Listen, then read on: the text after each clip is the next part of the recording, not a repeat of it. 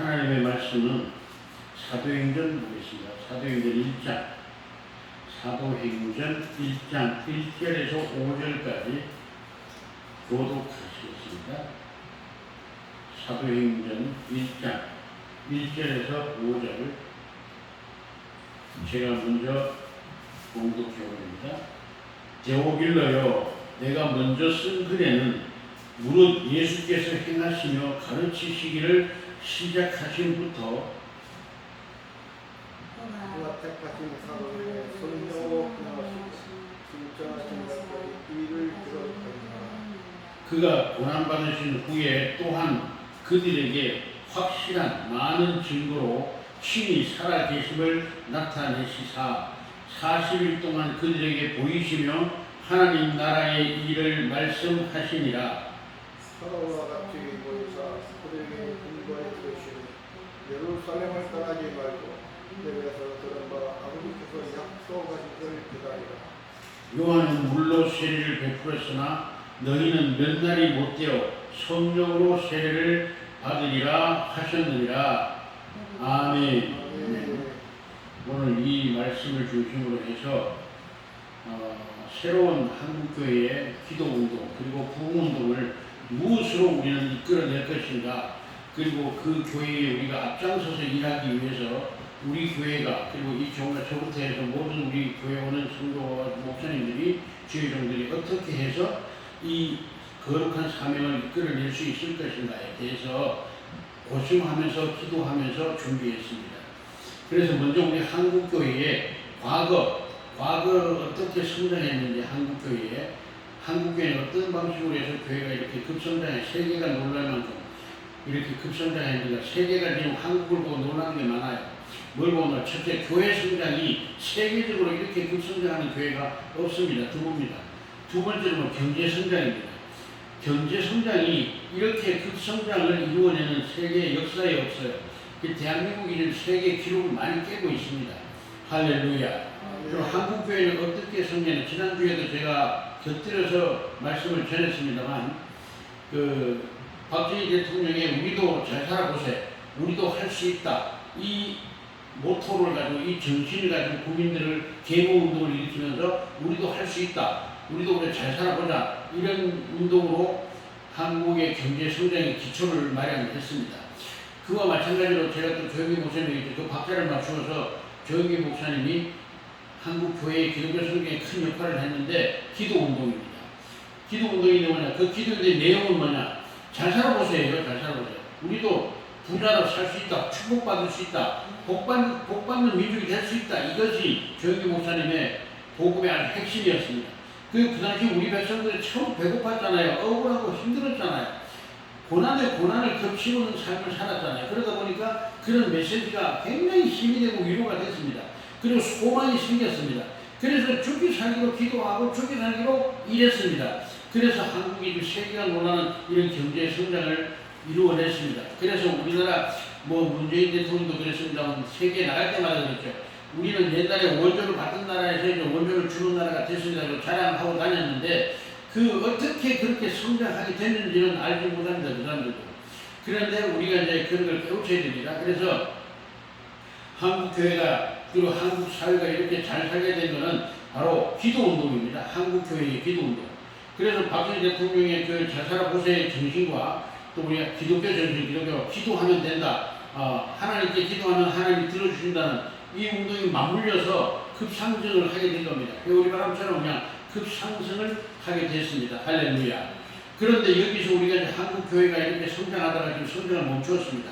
물론 경제 성장도 사실은 옛날만큼 성장이 안 됩니다. 요새 봐야 해봐야 1, 2% 정도 겨우 경제 성장을 숨쉬 끊어지지 않을 정도로 성장을 하고 있습니다만, 과거에 연 7%, 8% 성장하던 그때에 비교하면 지금 경제 성장이라고 할 수가 없지요. 이런 상황에 와 있습니다. 그런가 하면 교회도 그렇습니다. 교회도 성장을 완전히 멈추고 교회는 오히려 빠꾸하고 있습니다. 마이너스 성장을 하고 있습니다. 교회 숫자가 줄고 있고 성도들의 숫자도 줄고 있습니다.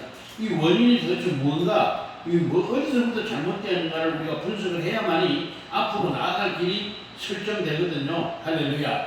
그래서 곰곰이 기도하면서 그 답을 찾아보았습니다. 그 원인이 무엇일까? 한국교회의 원인이 먼저 찾아봤습니다.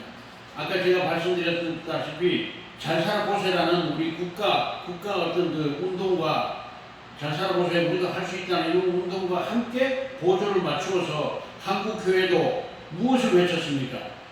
복받자는 것만 외쳤습니다. 무조건 복받자. 우리가 기도하자. 기도해서 복받자. 20평에서 40평으로, 40평에서 60평 아파트로 이사가자. 이것이 최고의 목표였습니다. 그래서 우리 축복 기도 성회를 하면요. 전부 국내에도 축복 성회입니다. 축복 성회. 그냥 뭐 축복 성회 아니면 사람들이 모이질 않았어요. 그렇게 축복 성회 해서 축복을 받았습니다. 그런데 이제 다 먹고 살만해요. 그리고 이제는 뭐 아무리 가난해도 국가에서 기본 생활비를 줄 정도로 이렇게 이제 나라가 성장했습니다. 그러다 보니까 이제는 뭐 잘 살아보세 축복 성회 해봐야 안 모여요. 왜? 이제는 뭐 배고픈 시절은 지나갔거든요. 그러니까 안 모여 관심이 없어요. 그래서 모이지 않습니다. 그래서 이제 그 원인을 제가 찾아봤습니다. 그 원인이 어디서 왔느냐? 한국교회가 성장을 멈춘 것은 복음이 아닌 격기로 세버렸어요. 잘 가다가 우리가 그런 친구들하고도 대화하다가 그런 말 많이 하잖아요. 대화 잘하다가 격기로 가면 뭐라 그래? 너 왜 삼천포로 빠지냐 이러잖아요. 예, 그런 말이 있듯이 우리가 이 한국교회 성장을 쫙 하다가 격기로 가버렸어요. 그게 격길이 뭡니까? 육신의 축복, 땅의 축복에다가 초점을 맞추다 보니까 그만 한국교회가 옆길로 가버린 거예요. 그래 가다 보니까 예수님이 없어요. 저도 목회하면서 그런 경험 많이 했습니다. 처음에 하나님께서 저에게 역사를 엄청나게 하십니다. 머리에 손대고 기도하면 다 병도 다 낫고요. 무슨 병이 있는지 다 낫고 하여간 귀신도 떠나가고 역사가 막 일어났습니다. 그런데 한참 가다 보니까 제 혼자 해요. 그런데도 기적이 일어나요. 당분간은 왜? 그 안에 내적인 능력이 충만하니까 당분간은 기적이 계속 일어납니다. 그런데 그게 계속 가다 보면 뭐예요? 이게 땅굴에 기름이 있을 때는 차가 계속 가지만 땅굴에 기름이 오면 다 새버린 거예요. 기름이 없는 거예요. 없는데 앞서라도 앞만 밟아봐야 차가 시동이 꺼지지 차가 가나요? 그러니까 이제 그때 가서 깨닫죠. 아이고 왜 안 되지? 옛날에는 그렇게 잘 됐는데 하나님이 기도만 하면 다 들어주셨는데 왜 안 되지? 가다가 보니까 힘이 빠졌어요. 그래 가만 보니까 내 혼자 가고 있어요. 예수님 어디 가는지 없고 내 혼자 열심히 가고 있습니다. 그래 혼자 가다가 지쳐요. 쓰러져요. 그리고 결국 포기를 해요. 사람이 안 되네 하고 포기를 해버립니다. 이렇게 저의 경험도 그렇지만 이와 같이 한국교회도 지금 그런 모습에 취해 있는 겁니다. 처음에는 잘 살아보자 하면서 전부 배고픈 시대니까 기도하면 또 실제로 기도하고 노력하고 새벽에 일어나서 우리 그리스도인들이 얼마나 노력하면 새벽에 일어나서 기도하고 입으로 나가요. 그러다 보니까 직장에서도 인정받고요. 어디 가도 인정을 받아요. 그러다 보니까 진급도 빠르고요. 또 돈벌이도 가게도 예를 들어서 가게도 10시에 문 열던 거 새벽 5시, 6시에 문 여니까 아무래도 손이 한 명이라도 더 받지요. 그러다 보니까 가게도 더 잘 되고 사업도 잘 되고 모든 게 승승장구했어요. 그런데 가다 보니까 이제는 뭐예요? 격길로 빠져가지고 한국교회가 이제는 기도 안 해요. 왜? 기도 안 해도 됐거든. 잘 되거든. 사업 되는 거 잘 되고 모든 게 잘 되거든. 그러니까 이제 기도 안 합니다. 그리고 그러다 보니까 이제 주님은 떠나가고 내 혼자 가는 거예요. 한국교회도. 그러다 보니까 한국교회가 변질되어 버렸어요. 어떻게 변질됐습니까? 복음으로 가야 되는 한국교회가 물질주의에 빠졌어요. 물질주의. 그저 기복신앙에 빠졌어요. 그래 가다가 한참은 잘 됐어요. 그래도 가다 잘 됐는데 이제는 뭐예요? 이제는 주님이 역사를 안 하세요. 그러니까 기도해도 안 돼요. 그리고 교회 부흥도 그래. 교회들이 다 망해요 지금. 막 하나 옛날에 막 된다 할 때 했던 교회들이 200명 모이는데 600명 교회만 지으면 되는데 1000명 모이는 2000명 3000명 모이는 교회 짓는다고 막 빚을 내가지고 교회를 지었어요. 옛날에 그게 됐거든요. 왜? 잘 살아보세요 운동과 함께 그게 오히려 더 멋있고 성도들이 교회도 그렇잖아요. 잘 지어놓은 교회 한번 가봐요. 솔직히 혹 빠져요. 그냥 건물에 그냥 사람이 그냥 은혜를 받아버려요. 여러분 그래서 성지수배 갔다 온 분들이 베드로 성당 가보면요. 그냥 그 성당 그 건물만 보고 그냥 은혜가 받아버려요. 설교 안 듣고도 은혜 받아버려요. 할렐루야. 그러다 보니까 이제 그런데 건물을 좀 크게 짓다 보니까 옛날에 그게 됐는데 이제는 안 돼요. 그래가지고 빚을 못 갚으니까 어떻게 해요? 교회들이 전부 이단들에게 넘어가요. 전부 이단들이 제가 아는 덕정에 있는 그 교회도 덕정 중앙교회가 그 교회도 그렇게 잘 지어놓고 결국은 빚을 못 갚아가지고 목사님은 교회에서 나가고 교회들이 눈치 주니까 뭐 나가버렸죠. 나가고 교회가 지금 뭐 36원가 빚이 있어서 그 한 달에 이자만 얼마나 하더라고. 그러니까 그걸 지금 이단에게 넘어가기 전에 경매 들어갔어요. 경매 들어가게 생겼어요. 이와 같이 한국교회가 지금 잘못된 길로 빠져서 기복신앙에 빠졌다가 잘못된 줄 모르고 계속 가다가 이제는 완전히 이제 차가 좀 시궁창에 빠지는 것처럼 이런 어려운 환경에 처한 것이 사실입니다. 그러면 이제 한국교회 우리가 새로운 부흥을 어떻게 해야 될 것인가? 이게 잘못된 것을 찾았으니까 또 바른 길을 찾아야 되겠죠. 어느 길로만 가야 바른 길인가? 그 기도 운동 중에 오늘 본문에서 답을 찾고자 합니다. 오늘 본문에 보니까 이 사도행전을 쓴 사람이 우리가 이제 누가라고 알고 있죠. 누가 제자 누가인데 왜냐하면 첫 1절에 바로 그 증거가 나타나고 있죠. 데오빌로요. 데오빌로는 누구냐면 그 당시에 이제 쉽게 말하면 사령관입니다. 새로운 지도자, 정치 지도자죠. 데오빌로 카카야가 그랬는데 이 데오빌로에게 편지를 썼는데 처음에 누가복음에도 이 데오빌로에 대한 얘기가 나와요. 데오빌로에게 편지를 쓴 거예요. 누가복음이 원래 이 쉽게 말하면 이제 임금한테 편지를 써서 임금이 변화를 받으면 얼마나 전도하기가 쉽겠어요. 그래서 편지를 썼던 게 누가복음이고 그 이후에 두 번째로 편지를 쓴 게 바로 사도행전입니다. 그러니까 예수님에 관한 누가복음을 쓰고 그 다음에 예수님이 돌아가시고 나서 승천하시고 나서 이 되어진 일들이 이렇게 되어져 가고 있다. 쉽게 말하면 보고서와 같은 이런 내용을 그대로 역사서를 적어서 지금 데오빌로에게 이제 보낸 내용이 바로 이 사도행전입니다. 그래서 이렇게 말하고 있죠. 예수께서 행하시며 가르치기를 시작하실 때부터 그가 택하신 사도들에게 성령으로 명하시고 승천하는 날까지의 일을 기록하였노라. 이렇게 이야기를 시작하고 있습니다. 이 내용을 볼 때 이것을 아마 누가가 썼을 것이다 이렇게 모든 학자들이 보고 있고요.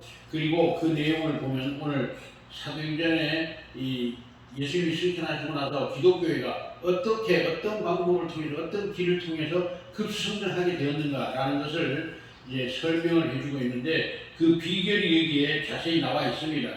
우리가 눈여겨보고 있으면 바로 여기에 답이 있다는 걸 알 수가 있습니다. 예수님께서 이제 승천하시기 전에 제자들에게 명령을 했어요. 사도 바울도 이 얘기를 합니다. 그 얘기를 사도 바울은 이렇게 얘기합니다. 여자들과 어린아이를 제외하고 한 500명, 한 500여 명의 형제들이, 남자들이죠. 성인 남자들이 지켜보고 있는 가운데 예수님이 승천을 하셔요. 승천하시면서 제자들이 얼마나 염려를 하고 걱정했겠습니까? 두 번 놀래죠. 한 번은 뭐예요? 예수님이 십자가에 못 박혀 죽으시고 장사 지내고 나서 얼마나 두려웠겠습니까? 그래서 무서워서 문을 잠그고 골방에 들어가서 숨어 있었잖아요. 두려웠겠죠. 그런데 이제 예수님이 부활하셔서 나타나셔가지고 40일 동안을 제자들과 함께 계셨어요. 그러니까 얼마나 또 위로가 되고 소망을 가졌겠어요. 큰 소망을 막 부풀어 있는데 예수님이 뭐라 해요? 내가 이제 아버지께로 간다 그러면서 산으로 올라가셔서 승천하신 겁니다. 그러면서 제자들이 그 승천하는 모습을 볼 때 얼마나 또 낙심이 했겠어요. 무지무지하게 크게 낙심이 됐겠죠. 그런데 예수님께서 이렇게 말씀하십니다. 너희가 성령이 임하면 권능을 받을 것이다. 권능을 받을 것이고 그 권능을 받게 되면 유대와 사마리아와 땅끝까지 이르러 내 증인이 될 것이다. 이렇게 말씀을 하시고 그 성령을 받는데 첫째 조건을 주셨습니다. 예루살렘을 떠나지 말라 그랬습니다.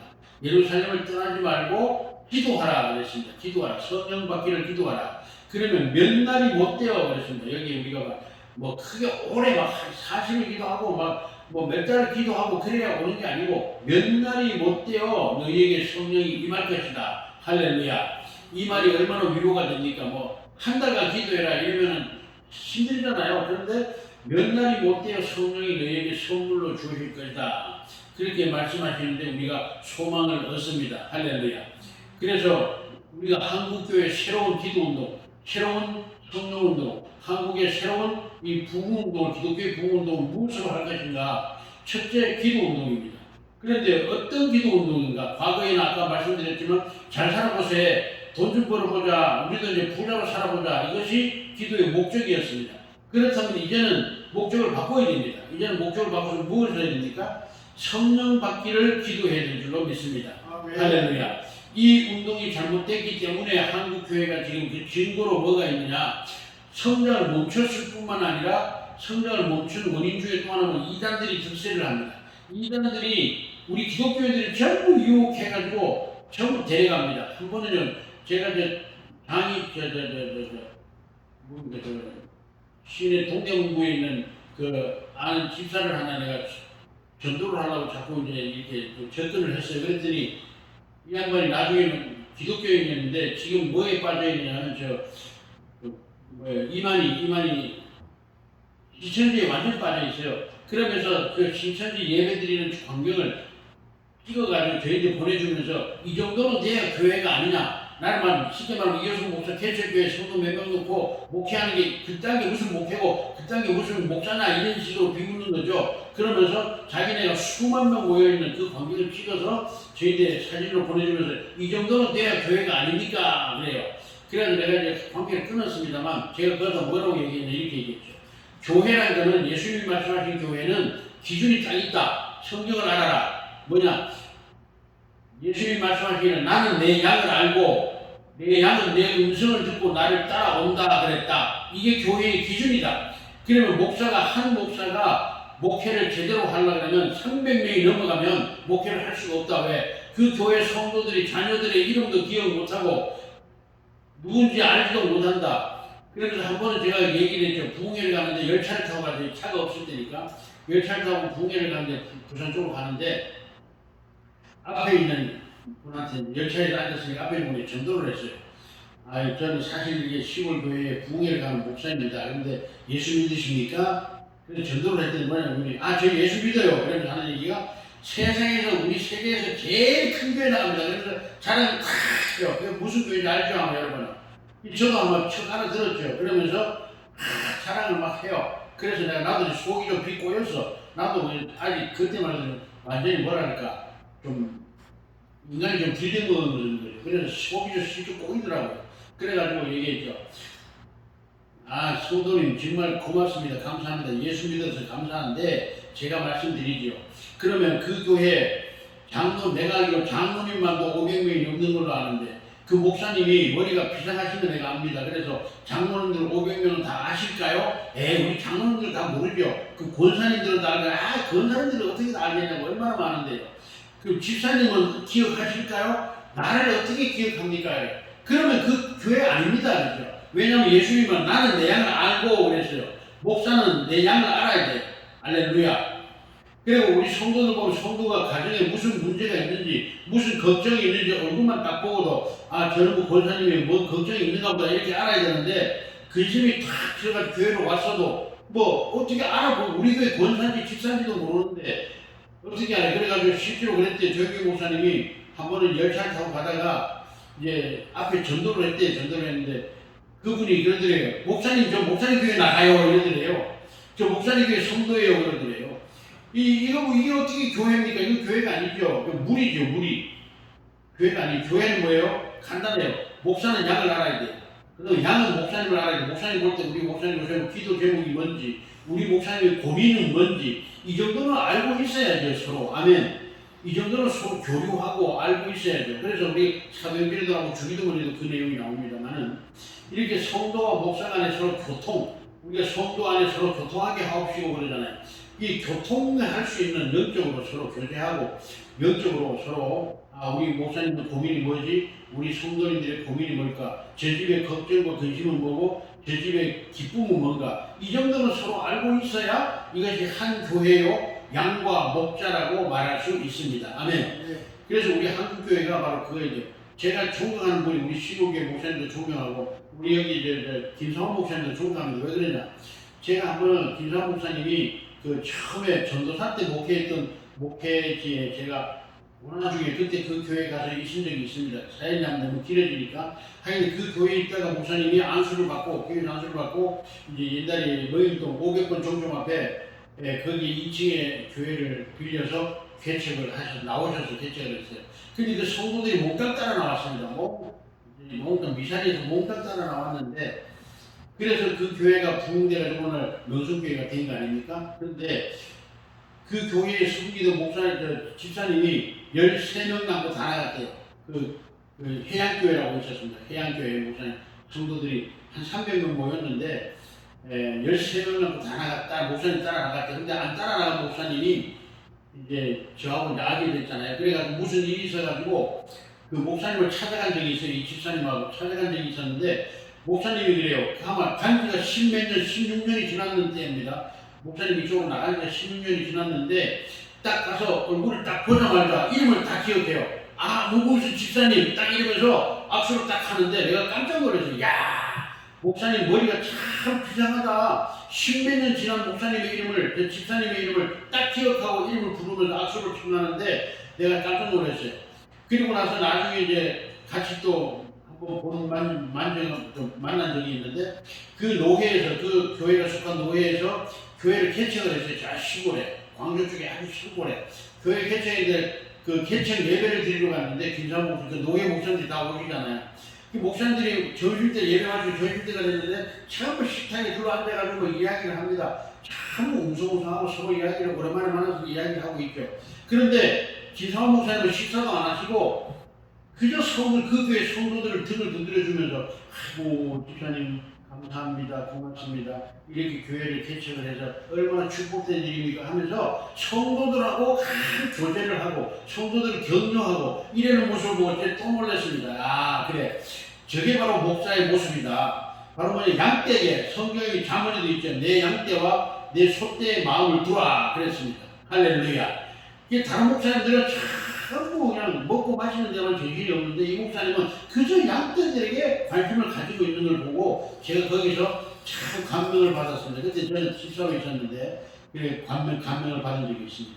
그러더니 결국 저렇게 세계적인 큰 교회를 목회를 하셨습니다. 할렐루야. 그래서 우리는 성도와 목사님은요 서로 알아야 돼요. 서로를 자세히 알아야 돼요. 눈만 하나 끔뻑이라도 아, 목사님이 저 뭔 뜻이구나 이 정도 알아야 되는데 목사가 서도 얼굴도 모르고 이름도 몰라요. 그건 교회라고 할 수가 없습니다. 그러므로 앞으로 우리 한국 교회는 새로운 기도 운동을 통해서 교회의 성장을 하려면 어떻게 되느냐? 목사님들은 교회 를 외모, 교회 짓는 데 신경을 쓰지 말고 다시 성도들에게 신경을 쓰고 할렐루야. 성도들의 영성에다가 신경을 써야 되고 성도들은 뭐예요? 또 우리 목사님의 기도 제목이 뭔가 그것을 알고 함께 합심하여 기도할 때 한국교회 새로운 부흥운동이 일어날 줄을 믿습니다. 네. 그래서 원래 이 본문에도 약속이 있습니다. 첫째 성령을 받아야 됩니다. 성령을 받으면요, 나는 그렇게 믿습니다. 제가 아는 걸 얘기하는 겁니다. 이거는 제가 아는 거는 성령 받은 사람은 이단에게 빠지지 않습니다. 왜? 성령이 우리의 스승이 되셔서 이게 분별력을 주셔요. 이건 잘못된 거다. 이거는 하나님의 말씀이 아니다. 맞습니다. 이걸 분별력을 주십니다. 할렐루야. 왜냐하면 보혜사 성령이 우리에게 오시면 예수님이 뭐라 그랬죠? 요한복음에서 진리 가운데로 우리를 인도하신다 그랬어요. 그러면 뭐가 이단이고 뭐가 참교회입니까? 참교회는 진리 가운데 있을 때 참교회입니다. 교회가 진리를 잃어버리면 교회가 아닙니다. 그래서 이단들은 뭐예요? 거짓 진리죠. 가짜 진리. 사탄이 아담과 하와를 유혹할 때도 그렇습니다. 결과는 하나님의 말씀, 약속을 얘기했어요. 아담에게 와서. 하나님께서 저 선악과를 먹지 말라고 하시더냐? 이게 말씀이잖아요. 맞잖아요. 하나님께서 먹지 말라고 했잖아요. 말씀이에요. 그 다음에 뭐예요? 왜곡을 시켜요. 왜곡 시켜서 뭐라고 하죠? 하나님과의 사이를 멀어지게 만듭니다. 이단들의 수법이 그래. 항상 그래. 말씀 가지고 해요. 여기 참 말씀이 있다고 해서 성도들 유혹합니다. 그런데 이 말씀에 성령이 없는 사람들은 그게 미혹돼가지고 아담처럼 하와처럼 끌려가 버립니다. 그런데 성령이 계시는 사람은 요한복음에서 예수님 말씀하신 성령이 오시면 뭐예요? 너희를 진리 가운데로 인도하시리니 아멘. 진리 가운데로 인도한다. 그래서 내가 한 말을 깨닫지 못했어. 너희가 지금 깨닫지 못하나 성령이 너희에게 오시면 다 그날에는 뭐예요? 내가 한 말을 이해 못한 것도 다 이해하게 된다. 아멘. 이렇게 말씀을 하셨습니다. 그래서 한국교회는 지금 무슨 운동을 새로 해야 되느냐? 성령 운동을 새롭게 시작해야 됩니다. 할렐루야. 그 성령 목사님들이 옛날 우리 초대교회 때 보면 기독교 역사에도 보면 기독교 100년사에도 읽어보면 나오는데 초대교회 부흥사 목사님들이 어떻게 했냐면요, 막 성령 받아라 그랬어요.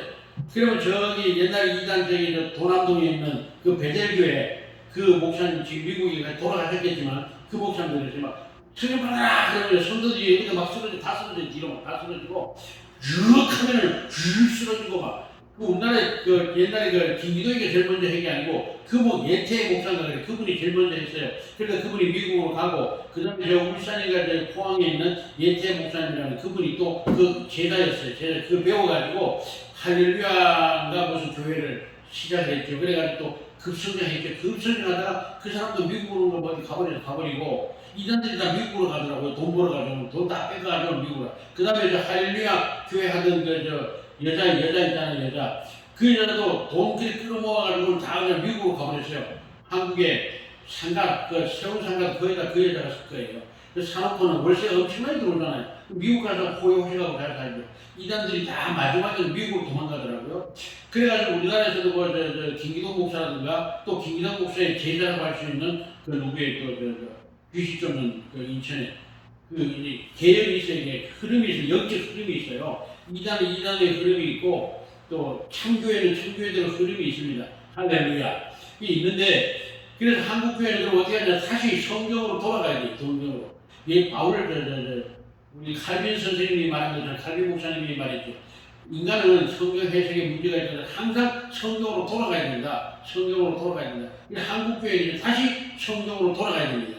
이단들이 한국 교회 성도들을 전부 미혹시켜가지고 왜곡시켜서 끌고 갑니다. 그런데 한국 교회 목사님들이 멍하게 구경만 하고 있고 이만희만 욕해요. 이만희만 욕을 읽다 하세요. 욕한다고 뭐 되나요? 그거 안 되죠. 그럼 어떻게 돼요? 내가 다시 진리로 바로 서야죠. 할렐루야. 목사가 진리 가운데 바로 서서 바로 성령을 바로 알고 바로 성령이 뭔지 알고 성령 운동을 새롭게 시작해야 될 줄로 믿습니다. 그래서 우리 한국 교회뿐만 우리 교회가 먼저 그 운동을 시작하는 데 있어서 우리 교회가 제일 먼저 그걸 해야 되는데 뭐냐? 성령의 바른 성령 운동. 성령님이 일하시는 성령이 일하시고 가르치시는 성령 운동을 우리 교회가 먼저 시작을 해야 될 줄 믿습니다. 그래서 저는 그 문제를 놓고 기도하면서 최라 기도회를 통해서 그 운동을 새롭게 시작하자. 그렇게 지금 기도하고 준비기도하고 있습니다. 여러분도 이것에 마음을 합해서 기도해 주시기를 바랍니다. 그래서 우리 교회가 이제 금요 기도회를 새로 시작하면서 다른 성령 운동, 성령께서 친히 일하시는 성령 운동, 사람이 하는 운동이에요. 근데 초대교회도 제가 얘기했죠. 초대교회도 목사님들이 몰라가 이해를 못해가지고 목사님들이 부흥강사 목사님이 성령 받아라! 그러고 이렇게 했어요. 성령을 내가 주나요? 부흥강사가 주나요? 아니에요. 성령 하나님은 하나님이 친히 역사하십니다. 아멘.